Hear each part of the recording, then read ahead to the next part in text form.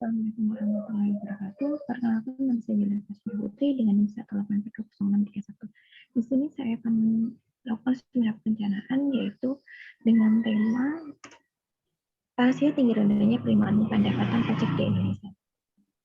Kasus di Kabupaten Ponorogo. Judul yang saya ambil yaitu rasio penerimaan pajak di Kabupaten Ponorogo. Agenda yang pertama yaitu pajak merupakan pendapatan negara terbesar. Yang kedua yaitu pembangunan nasional atau pengeluaran negara dibiayai oleh pajak. Yang keempat masalah tentang pajak. Yang keempat rasio penerimaan pajak, dan yang kelima rasio penerimaan pajak di Kabupaten Ponorogo. Sebenarnya kita harus tahu yaitu pajak itu apa sih? Pajak itu merupakan dari wajib, memaksa, tidak ada imbalan dan rakyat wajib, yaitu artinya kontribusi wajib kepada negara terutang oleh orang pribadi atau badan. Yang kedua yaitu memaksa, yang artinya yang bersifat maksa berdasarkan undang-undang. Yang ketiga yaitu tidak ada imbalan, dengan artian imbalan yang diberikan oleh pemerintah terhadap pajak yaitu tidak secara langsung, melainkan nanti akan diberikan kepada melalui fasilitas atau lain sebagainya. Yang keempat yaitu rakyat makmur, yaitu digunakan untuk peran negara sebesar-besarnya kemakmuran rakyat. Pajak merupakan pendapatan terbesar. Bisa dilihat yaitu di sini tabel ini. Jadi tabel ini menunjukkan tentang APBN pada 2021. Defisit 5,7 terhadap PDB, di mana pendapatan negara itu sebesar 1.743,6 triliun dengan penerimaan pajak sebesar 1.444,5 triliun. Sedangkan penerimaan negara penggunaan pajak yaitu hanya 298,2 triliun dan dana hibah hanya 0,9 triliun. Nah, selanjutnya yaitu dalam rasionya pendapatan negara itu sebesar 1.743,6 triliun, yaitu 82% dari perpajakan, 16% dari penerimaan negara bukan pajak, dan yang 2% dari hibah. Masalah tentang pajak. Masalah tentang pajak itu ada banyak. Yang pertama yaitu kebutuhan sumber daya yang kian mendesak, menyebabkan banyaknya penggunaan pengeluaran pemerintah itu dari pajak, dibiayai oleh pajak. Yang kedua yaitu pajak sebagai sumber pendapatan negara. Yang ketiga seranai masalah pengembangan pajak, dari mulai kesadaran pajak yang rendah. Di kota-kota itu masih banyak kesadaran pajak itu rendah.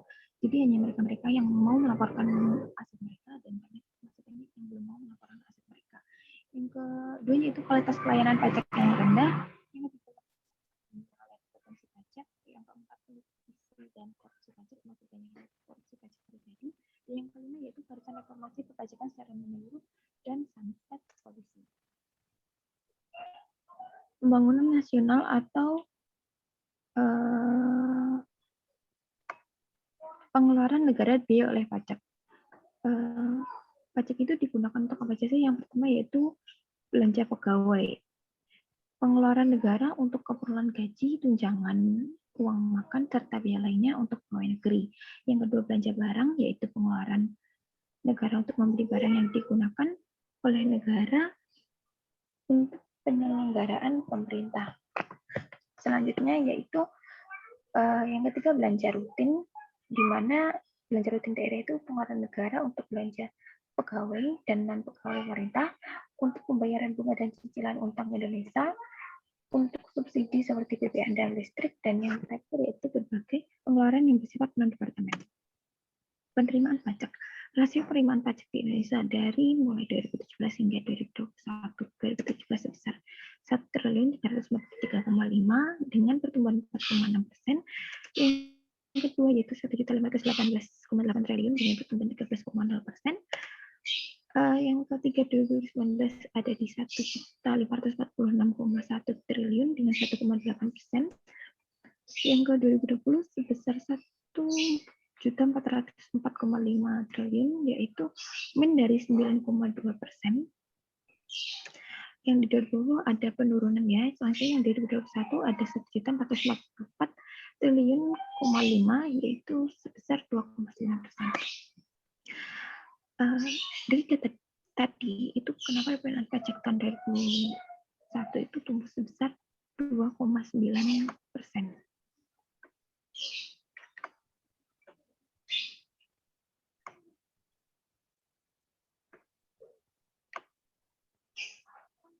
Dengan fokus pada kebijakan yang mendukung pemulihan ekonomi dan melanjutkan reformasi.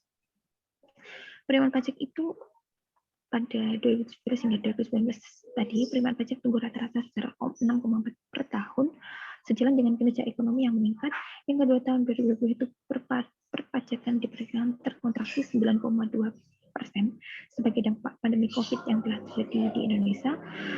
Yang kedua 2021 ditargetkan tumbuh sebesar 2,9% seiring dengan peningkatan aktivitas ekonomi masyarakat. Yang kedua lanjutnya yaitu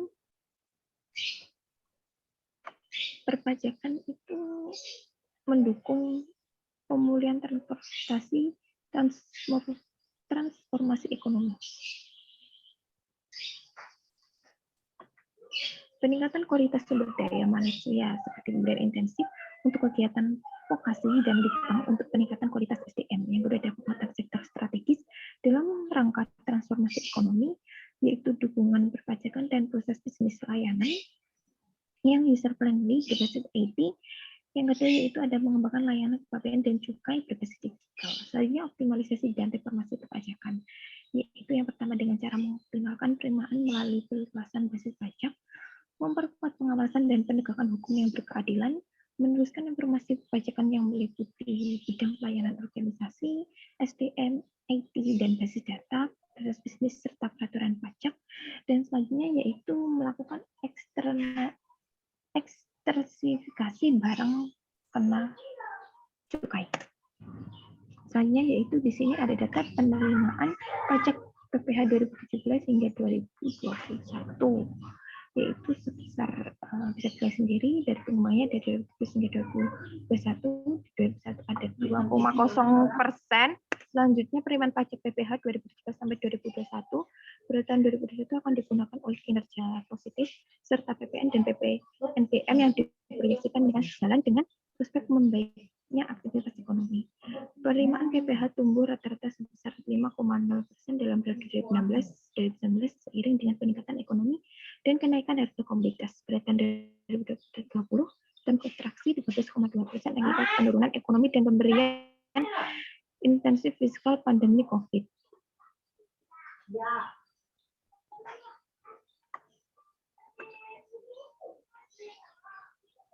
Pada tahun 2021 dibilang tahun tumbuh 2,9% terutama karena pulihnya harga komoditas. Nah, di sini ada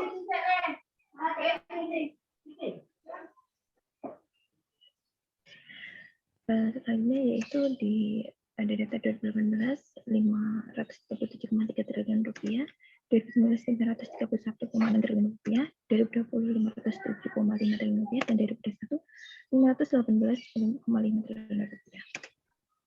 Dalam periode 2016-2019 PPN dan PPNB itu meningkat sebesar 8,8% per tahun, 8,8% per tahun.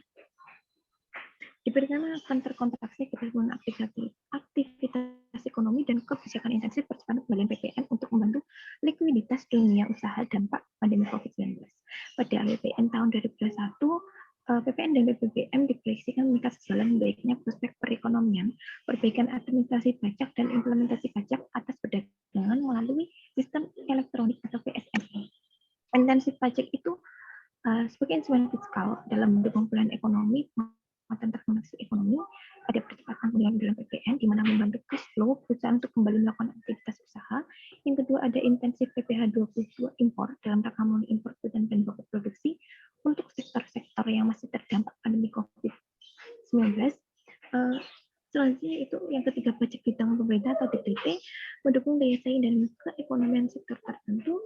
Dan yang keempat, tax holiday dan tax allowance menarik penanaman modal untuk meningkatkan investasi dalam negeri dalam rangka mendorong diversifikasi ekonomi, membuka lapangan kerja, dan mempercepat pertumbuhan wilayah. Di sini ada pertumbuhan pendapatan pajak daerah Ponorogo tahun 14-18, rata-rata pertumbuhannya yaitu sebesar 2,9%.